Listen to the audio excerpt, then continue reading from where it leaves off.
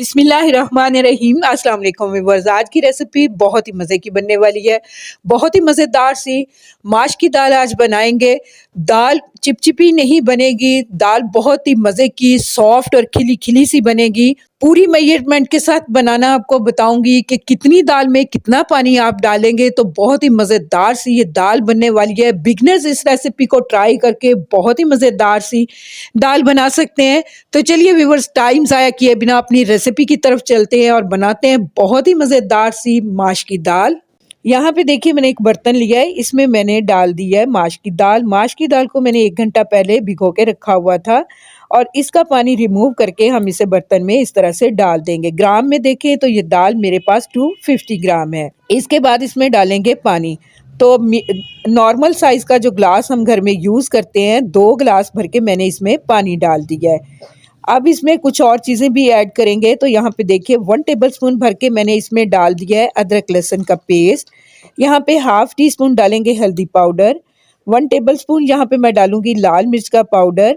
Half tea spoon डालेंगे कश्मीरी लाल मिर्च और यहाँ पे नमक डाल रही हूँ ma'am 1 teaspoon. According to taste आप अपने हिसाब से मसाले इसमें डाल सकते हैं। अब यहाँ पे डालेंगे कुछ खड़े मसाले। तो इसमें मैंने 3 से 4 लौंग लिए हैं, 1 मोटी इलायची ली है, 2 पीस दालचीनी के लिए हैं और 1 टीस्पून काली मिर्च ली है साबुत। इन सबको डाल के अच्छी तरह से हमने कर लेना है मिक्स। कोई और चीज़ इस दाल में हम नहीं डालने वाले, सिंपल सी यही चीज़ें डालेंगे, इसी से बहुत ही फ्लेवरफुल सी ये दाल बनेगी। तो यहाँ पे फ्लेम को हाई पे कर देंगे और दाल में बॉईल आने का वेट करेंगे। तो यहाँ पे देखिए व्यूअर्स, दाल में बहुत ही अच्छा सा बॉईल आ चुका है। अब यहाँ पे फ्लेम को लो पे करेंगे और इस दाल को कवर करके पकने के लिए हम छोड़ देंगे 20 से 25 मिनट के लिए। आप यहाँ पे 20 मिनट के बाद दाल को चेक कर सकते हैं। अगर दाल सॉफ्ट होगी है तो आप फ्लेम को हाई करते हुए दाल को अच्छी तरह से, दाल में से जो पानी है वो ड्राई कर सकते हैं।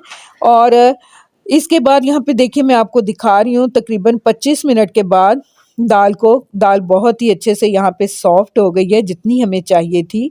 और यहाँ पे पानी की क्वांटिटी भी देखिए काफ़ी बेस्ट रही है। पानी बहुत थोड़ा सा इसमें है। इस पानी को भी हमें 4 से 5 मिनट तक मीडियम टू हाई फ्लेम पे पका के ड्राई कर लेना है। आप चाहें तो थोड़ा सा पानी इसमें रहने भी दे सकते हैं।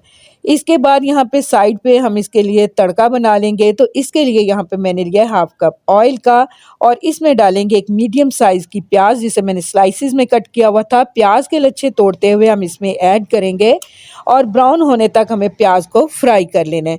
यहाँ पे देखिए व्यूअर्स, बहुत ही अच्छा सा ब्राउन कलर प्याज पे आ चुका है। तो ये तड़का हम दाल के ऊपर इस तरह से डाल देते हैं और इसके बाद यहाँ पे डालेंगे बारीक कटी हुई हरी मिर्चें, थोड़ा सा बारीक कटा हुआ हरा धनिया भी डाल देंगे।